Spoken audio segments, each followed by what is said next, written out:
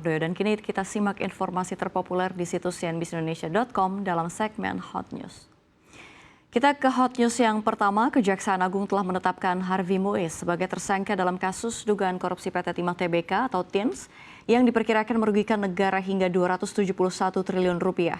Tim penyidik pun tidak menutup kemungkinan suami Sandra Dewi tersebut melakukan tindak pidana pencucian uang. Direktur Penyidikan pada Jaksa Agung Muda Bidang Tindak Pidana Khusus Kejaksaan Agung Kuntadi mengatakan pihaknya dalam setiap penanganan perkara tindak pidana korupsi akan menelusuri potensi tindak pidana pencucian uang. Sementara itu, Pusat Pelaporan dan Analisis Transaksi Keuangan ikut terlibat dalam pengusutan kasus korupsi di PT Timah yang menyeret dua pengusaha Harvey Muiz dan Helena Lim menjadi tersangka. Kepala PPATK Ivan Yustiavandana mengatakan sejak awal berkoordinasi dengan Kejaksaan Agung mengenai penanganan kasus ini. Ivan mengatakan lembaganya membantu menyediakan data yang dibutuhkan Kejaksaan Agung dalam pengungkapan kasus. Data yang diberikan sesuai dengan tugas dan kewenangan PPATK.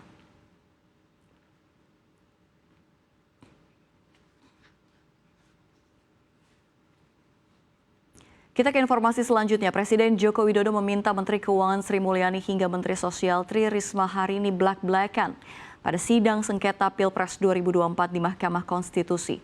Seperti yang diketahui, ada 4 menteri yang dipanggil MK pada sidang perselisihan hasil pemilihan umum Pilpres 2024, yaitu Menteri Koordinator Bidang Pembangunan Manusia dan Kebudayaan Muhadjir Effendi, Menteri Koordinator Bidang Perekonomian Airlangga Hartarto, Menteri Keuangan Sri Mulyani Indrawati, dan Menteri Sosial Tri Risma hari ini. Pada saksi ini dipanggil untuk memberikan kesaksian untuk mendalami keterangan mengenai tudingan politisasi bansos yang dapat memenangkan Prabowo Gibran. Jokowi mengungkapkan semua menteri yang diundang akan hadir dalam persidangan memenuhi panggilan MK. Jokowi juga mempersilahkan para menteri untuk menjelaskan apa yang sudah dikerjakan di pemerintahan, seperti Menteri Sosial terkait bansos hingga anggaran bagi Menteri Keuangan.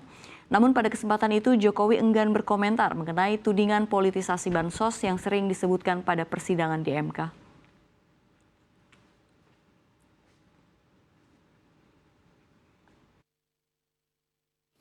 Ya, semuanya akan hadir karena diundang oleh MK, semuanya akan hadir. Hari Jumat akan hadir. Ada arahan nggak, Pak? Ada arahan nggak, Pak? Ya, menerangkan apa yang sudah dilakukan masing-masing menteri.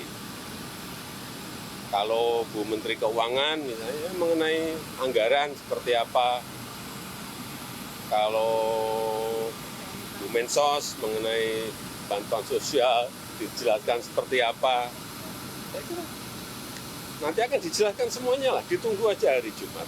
Ya. Beralih ke informasi terpopuler dari mancanegara, Presiden Vladimir Putin berjanji untuk melacak dalang serangan gedung konser di Moskow yang menyebabkan 144 orang tewas pada Maret 2022. Ia juga mendesak lembaga penegak hukum untuk memperketat keamanan pada pertemuan massal di masa depan.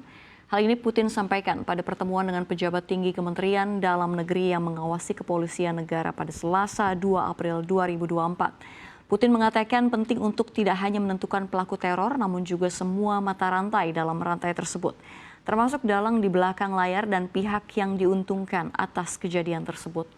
Putin mengatakan bahwa dalang penggerebekan gedung konser tersebut berusaha untuk memancing perselisihan dan kepanikan, perselisihan dan kebencian untuk memecah belah Rusia dari dalam. Putin telah berulang kali berusaha menghubungkan pembunuhan tanggal 22 Maret dengan Ukraina dan negara-negara barat, meskipun ada klaim tanggung jawab dari kelompok ISIS dan penolakan keras dari Kiev.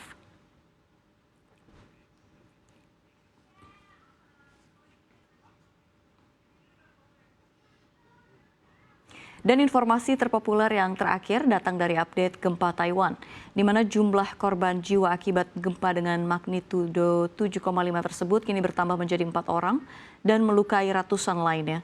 Pemerintah Taiwan mengatakan 4 orang tewas itu berada di daerah pegunungan Hualien di bagian timur yang berpenduduk jarang dan dekat dengan pusat gempa. Selain itu dilaporkan 711 orang terluka. Departemen Pemadam Kebakaran mengatakan 77 orang masih terjebak. Beberapa di antaranya berada di bangunan yang runtuh di Hualien. Sementara itu Kementerian Luar Negeri menyatakan tak ada warga negara Indonesia yang menjadi korban dalam gempa tersebut. Hal tersebut diungkapkan juru bicara Kementerian Luar Negeri Muhammad Iqbal. Secara spesifik, Wu Chinfu, Direktur Pusat Seismologi Taipei, mengatakan gempa tersebut adalah gempa terkuat yang melanda pulau itu sejak gempa tahun 1999 yang menewaskan 2.400 orang.